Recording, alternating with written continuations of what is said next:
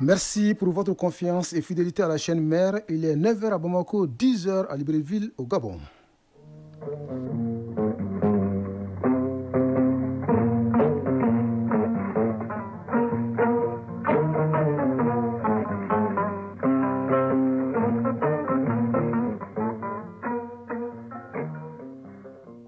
Le journal Bourama Traoré. Mesdames et messieurs, bonjour et bienvenue dans la première édition du Mali Actualité. Les titres. Libération des servitudes, le gouvernement joue la carte de sensibilisation avant de passer à l'acte. 3 ministres rencontrent les légitimités traditionnelles et les collectivités territoriales pour passer un message. La page de la transition au Gabon se referme. Quelques 920 000 électeurs ont voté hier pour élire le nouveau président de la République. Dans l'ensemble, le scrutin s'est déroulé dans le calme. L'Iran et les États-Unis ont entamé hier de nouveaux pourparlers. Première discussion constructive selon Téhéran, un pas en avant pour Washington. L'exposition universelle 2025 ouvre ses portes au Japon. Quelques 160 pays et régions sont représentés à ce rendez-vous, placés sous le signe des technologies d'avenir et de la concorde. L'actu des sports, c'est la 11e édition du Tour cycliste international du Mali qui donne son coup d'envoi ce matin à Sikasso. En football, les 8e de finale de la Coupe du Mali s'achève ce dimanche. La page sport, ce sera la signature de Fotiki Tunkara qui sera en direct. Elle affecte négativement la santé de notre sang et notre santé. L'hémophagie maligne ou le cancer du sang se développe à partir des cellules sanguines et provoque chez les patients l'anémie et les difficultés respiratoires. La maladie est dans le viseur du Focus Santé de ce dimanche. C'est tout pour les titres. La carotte avant les bâtons, ainsi peut-on comprendre la démarche du gouvernement qui sensibilise la population sur la nécessité de libérer les servitudes avant la saison des pluies. Le but est de prévenir les cas d'inondation à Bamako. 3 membres du gouvernement rencontrent les légitimités traditionnelles et les collectivités territoriales pour passer le message. Alousseni Touré était présent pour Mali Actualité. On se souvient du phénomène des inondations de l'année dernière et des conséquences désastreuses qui s'en sont suivies. Dégâts humains et matériels et leur corollaire de désolation. C'est pour éviter de telles situations que le gouvernement a décidé cette année de prendre les devants.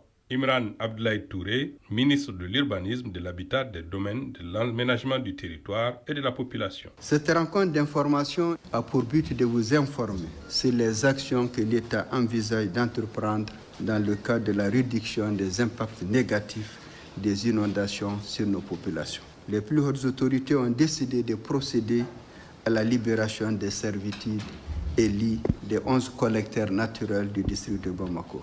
Pour ce faire, un plan d'action a été élaboré et adopté par le comité interministériel de gestion des crises et catastrophes. Les réactions des notabilités indiquent leur pleine adhésion aux opérations de libération des passages d'eau et des servitudes. D'ailleurs, les différents intervenants ont même montré qu'ils ont déjà anticipé, notamment dans la sensibilisation. Ce sont donc des ministres très réconfortés qui envisagent avec confiance la suite des événements. Dambélé Madina Sissoko, ministre des Transports et des Infrastructures. Ils ont répondu aux appels, c'est-à-dire les légitimités traditionnelles, les chefs des villages, les maires et toutes les délégations spéciales. Nous sortons très contents parce que les échanges ont été fructueux. On a senti l'engouement de ces légitimités traditionnelles, de ces délégations spéciales et de ces maires des différentes communes du district de Bamako qui ont marqué leur intérêt par rapport à l'opération que nous allons entamer. Imran Abdoulaye Touré, ministre de l'Urbanisme, de l'Habitat, des Domaines de l'Aménagement du Territoire et de la Population.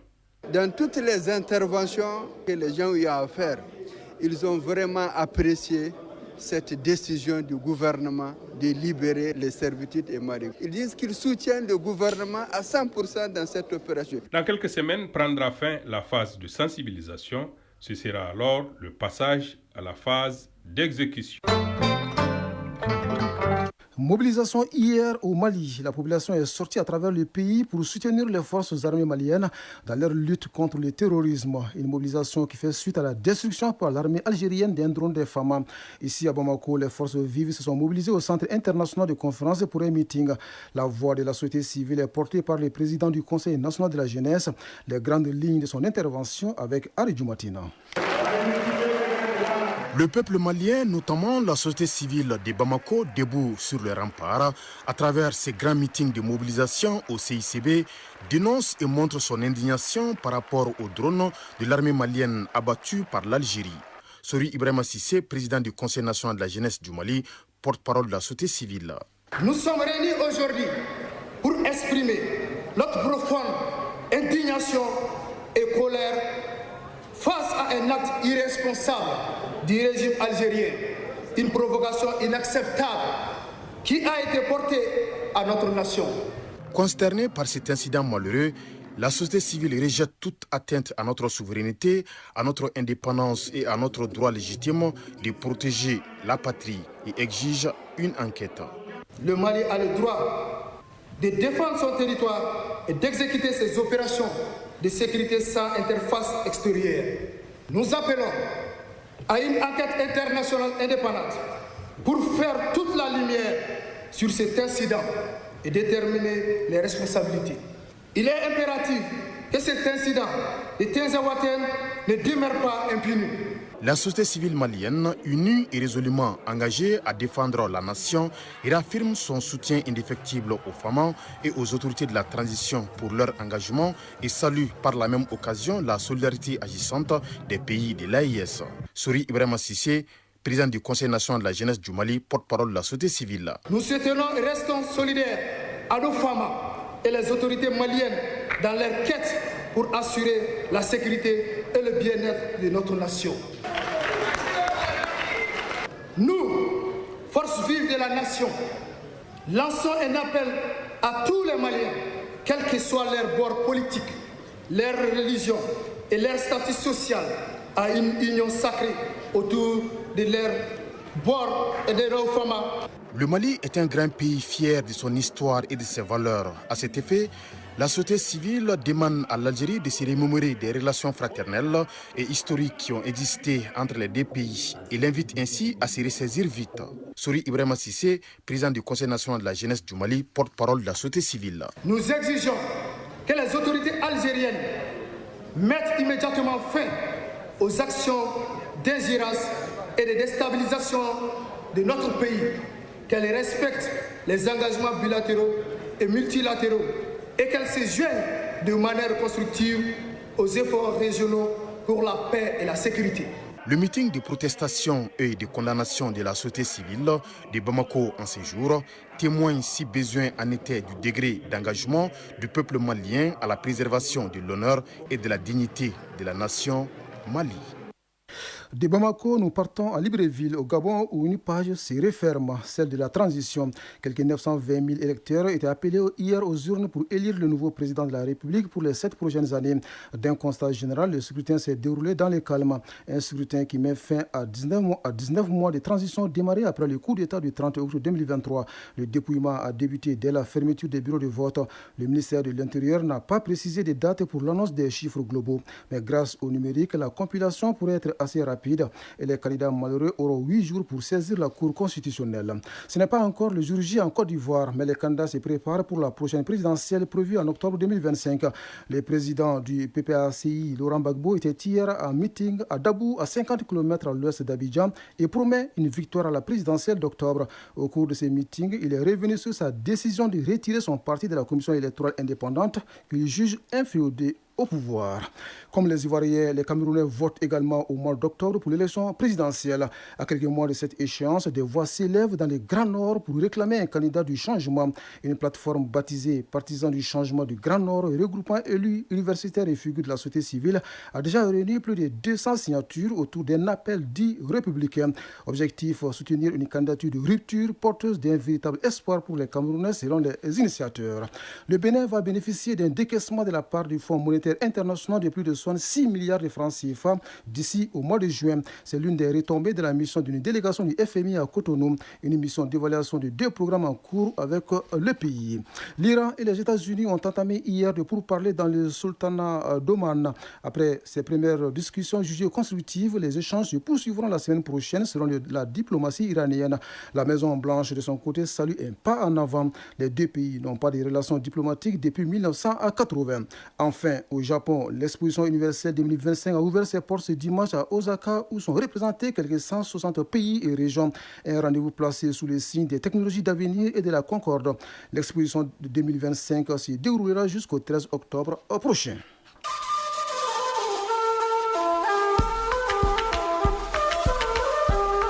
AES Actualité.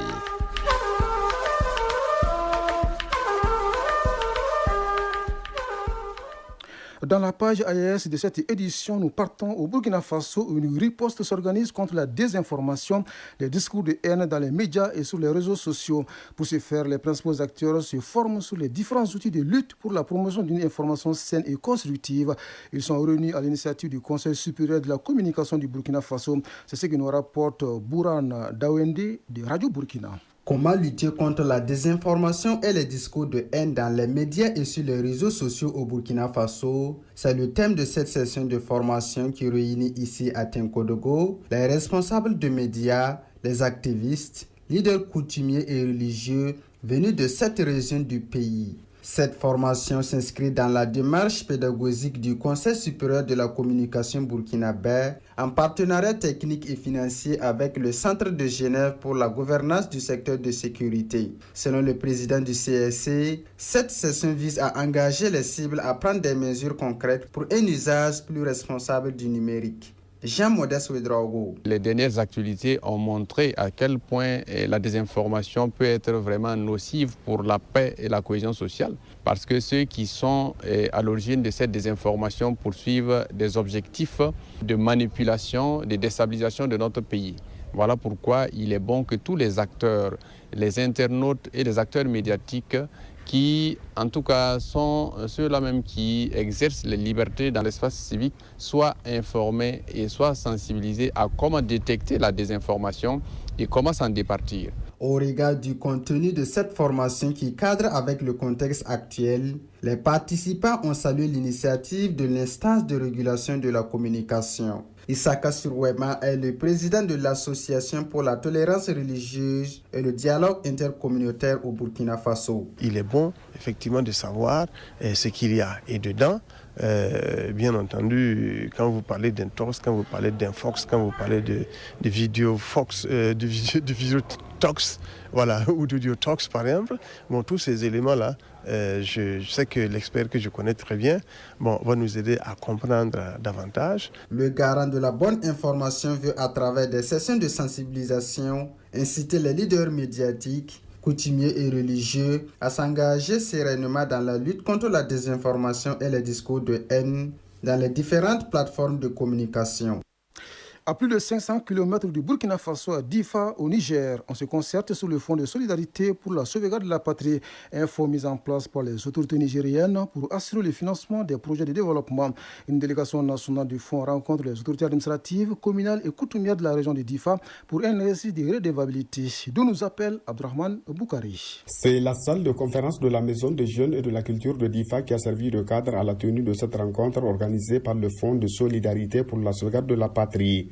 Cette rencontre qui s'inscrit dans le cadre d'un processus de transparence et de redevabilité placé sous la présidence du gouverneur de la région de Difa, le général de brigade Mahamadou Ibrahim Bagadoma. Une occasion pour le gouverneur de la région de Difa, le général de brigade Mahamadou Ibrahim Bagadoma, dans sa note introductive à cette rencontre, de rappeler les différentes interventions du Fonds de solidarité pour la sauvegarde de la patrie au bénéfice de la région de Difa. La région de Difa est une des premières régions ayant bénéficié des investissements du Fonds de solidarité pour la sauvegarde de la patrie, avec notamment la réhabilitation complète des périmètres de l'ADA et de CDA d'une superficie de 230 hectares pour un montant global de 2,224 milliards 172 950 francs CFA, le financement des travaux de finition du marché de poissons de Difa, mais également le financement de l'acquisition des camions frigorifiques pour le transport du poisson.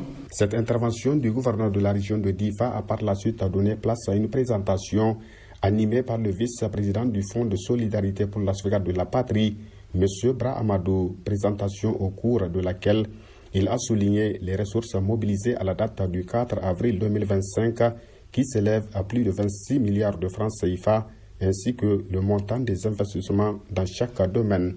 Ces différents points amplement développés, suivis des échanges forts enrichissants, ont dans l'ensemble permis aux partenaires de participants de cerner tous les contours liés à la gestion et au fonctionnement du Fonds de solidarité pour la sauvegarde de la patrie dans toutes ses dimensions, mais aussi et surtout réitérer leur ferme détermination à soutenir le fonds au regard de la confiance qui l'entoure.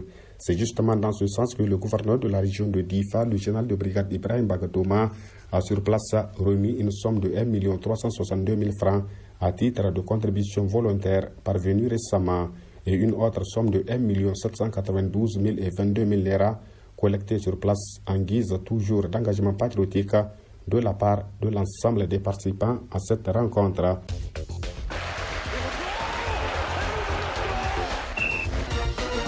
Ces génériques annoncent la page sport. Pour l'animer, je reçois dans ces studios Fotiki Tunkara. Bonjour. Bonjour Brahma Traoré, bonjour à tous. L'actu des sports, c'est d'abord la 11e édition du Tour cycliste international du Mali. Le coup d'envoi de la compétition est prévu ce matin.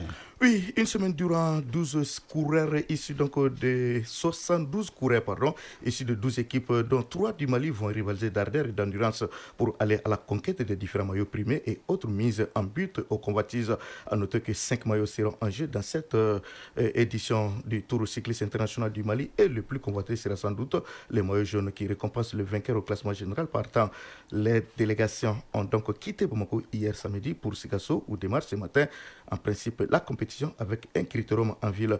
Pour rappel, ce Tour cycliste international du Mali, c'est du 13 au 20 avril en cours. Oui, en football, les huitièmes de finale de la Coupe du Mali s'achèvent ce dimanche. Oui, avec notamment des matchs à l'issue desquels on connaîtra tous les qualifiés pour les quarts de finale cet après-midi au stade Mamadou Konaté à 16h. Le Djulba se jouera contre l'AS Alasson de Koutiala juste après à 19h. Bingan FC affrontera l'US Bougouba. Les vainqueurs de ces rencontres rejoindront en quart de finale des clubs comme les tenants du titre, le stade Malin de Bamako, l'ISFAS ATS de Koro, l'US Bougouni, l'FC Djara et Derby Academy qui ont validé leur ticket pour les quarts de finale.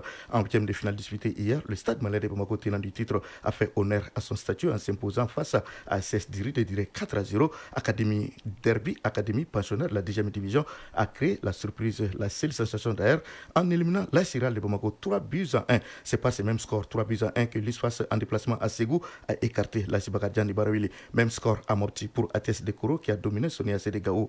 L'US j'y arrive, l'US Bougouni à domicile a disposé de la SCOT à 0. Les FC Djara s'est débarrassé du FC Gassou 4-2 au tir but après une parité de 2 buts partout à l'issue du temps réglementaire et les prolongations qui ont suivi. Nous n'allons pas changer de discipline, mais partons au Maroc où se poursuit la CAN de moins de 17 ans. Tous les qualifiés pour le mondial cadet sont désormais connus à l'issue des matchs de barrage joués hier. Oui, tous les huitièmes de finalistes donc, de la CAN, les 8 huitièmes de finalistes, j'y arrive, les 8 quarts de finalistes de la CAN des cadets est en traitement qualifié pour le prochain mondial de la catégorie. Le nombre des représentants africains a donc été complété à 10 hier. À l'issue donc des 2 matchs de barrage, l'Ouganda a pris le meilleur sur la Gambie 2-1. C'est par ce même score que l'Égypte a pris le dessus sur l'Angola. Rescapé de la CAN ainsi repêché pour le mondial, l'Égypte et l'Ouganda vont accompagner des pays comme le Mali, le Burkina Faso, le Sénégal, la Côte d'Ivoire, la Zambie, l'Afrique du Sud, le Maroc et la Tunisie pour représenter l'Afrique à la Coupe du monde des cadets au Qatar. Par ailleurs, les finalistes de cette édition 2025 de la CAN U17 seront connus ce mardi au terme des demi-finales qui opposent d'une part le Mali au Burkina Faso à 16h et de l'autre à 19h, le Maroc à la Côte d'Ivoire. Nous restons au royaume chérifien où la conférence Kalari referme ses portes ce dimanche. Le stade malien de Bamako affronte Rivers Hoopers du Nigeria. Oui, cette ultime rencontre avec Rivers Hoopers du Nigeria est la dernière chance de sauver l'honneur pour le stade malien de Bamako qui ne fait pas pour l'instant mieux que la figuration dans ce tournoi. Le coup d'envoi est prévu à 15h à l'aller samedi le 5 avril dernier en ouverture des balles. Le stade malien de Bamako avait perdu contre Rivers Hoopers 60-81. Alors, une victoire cet après-midi permettra donc au Blanc de Bamako de terminer la compétition sur une bonne note. Dans l'autre rencontre, à 18h, Al-Ittihad d'Alexandrie d'Égypte sera face au fils de Rabat du Maroc. Au compte de la 5e journée disputée hier, le stade malien de Bamako a perdu contre le fils de Rabat, Faf Union Sport de Rabat, donc 67-77. Al-Ittihad d'Alexandrie d'Égypte a gagné contre Rivers Hoopers 94-77. au classement. Après la 5e journée, Al-Ittihad est en tête avec 10 points, devant Rivers Hoopers 8 points, le Fils de Rabat 7 points et le Stade Malien de Bamako 4e sur 4 avec 5 points. C'était la page sport et c'était la signature de Fotigi Tunkara qui était en direct dans ces studios. Merci pour ces précisions. Merci à vous aussi. Du sport à la santé, il y a un petit paquet. Nous franchissons volontiers pour aborder les derniers éléments de cette édition. Focus santé.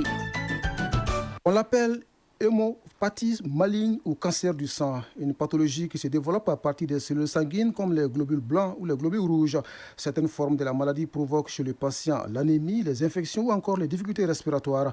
Nous avons voulu en savoir plus. Notre chroniqueuse Koumba Sissé est allée à la rencontre d'une hématologiste. C'est le sujet du Focus Santé de ce dimanche.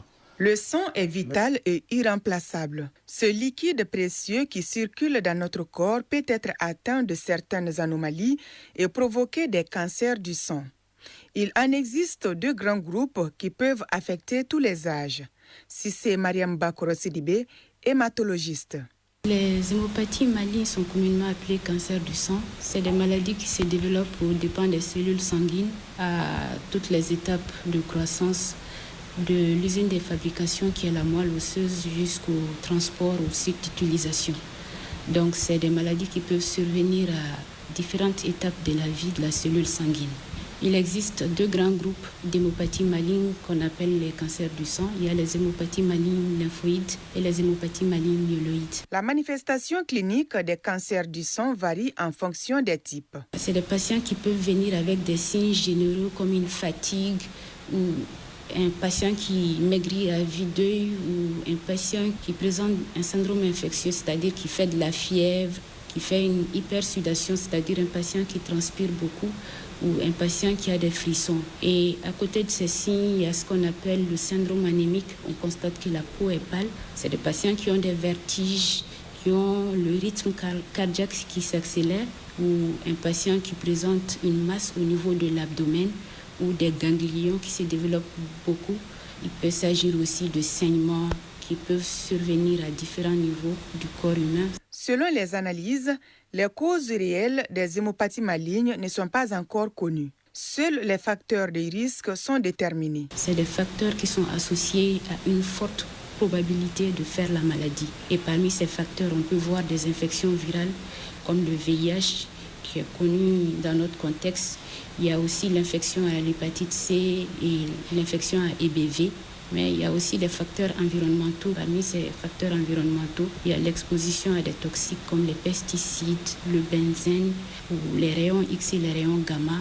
Et même la chimiothérapie qu'on reçoit préalablement pour un autre cancer peut être à l'origine de cancer du sang. Dans un premier temps, le diagnostic est basé sur l'analyse sanguine. En fonction de la maladie, il y a des examens complémentaires standards qu'on doit faire. Et il y a des examens complémentaires spécifiques en fonction de l'orientation. Parmi ces examens standards, il y a la base qui est l'hémogramme, qu'on appelle la numération formule sanguine, qui permet de faire un décompte des cellules du sang. Mais en dehors de l'hémogramme, il y a la cytologie de la moelle aussi, c'est-à-dire l'usine de fabrication des cellules du sang. On va prélever du sang au niveau de l'usine, qu'on trouve essentiellement au niveau des os. En fonction du type aussi, il y a d'autres examens qu'on peut être amené à faire comme la biopsie ostéomédulaire ou la biopsie d'un ganglion. Pour faire face au cancer du sang, le traitement est symptomatique.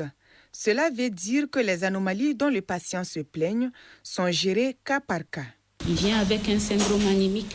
Ça veut dire qu'il a une anémie, il va falloir corriger cette anémie. Et on peut la corriger en faisant une transfusion sanguine ou en lui apportant des facteurs de croissance qui peuvent booster l'usine de fabrication pour corriger l'anémie. Il peut s'agir d'une infection parce que c'est des patients qui sont très sujets à des infections, parce que les hémopathies malignes entraînent une faille de la défense immunitaire. Donc on peut être amené à donner des antibiotiques pour soigner ces infections. Il y a le traitement spécifique de la maladie aussi, qui peut consister à faire une chimiothérapie, c'est-à-dire utiliser des antimitotiques chez le patient. Et aussi il y a l'immunothérapie, les thérapies ciblées. Et ça donne de très bons résultats chez les patients. Il y a aussi la greffe de moelle osseuse qui n'est pas faisable malheureusement ici. Certaines formes du cancer du sang augmentent la quantité des globules rouges et blancs tout en affectant la qualité des cellules sanguines. 9h23 à Bamako. On s'arrête là pour cette édition, la première du Mali Actualité qui vous a été servie par Bintou Traoré aux manettes, Mohamed Koulibaly à la mise en ligne et au micro Bourama Traoré.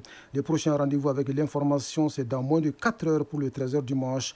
Merci à vous de nous avoir suivis. Belle journée de dimanche à vous, où que vous soyez.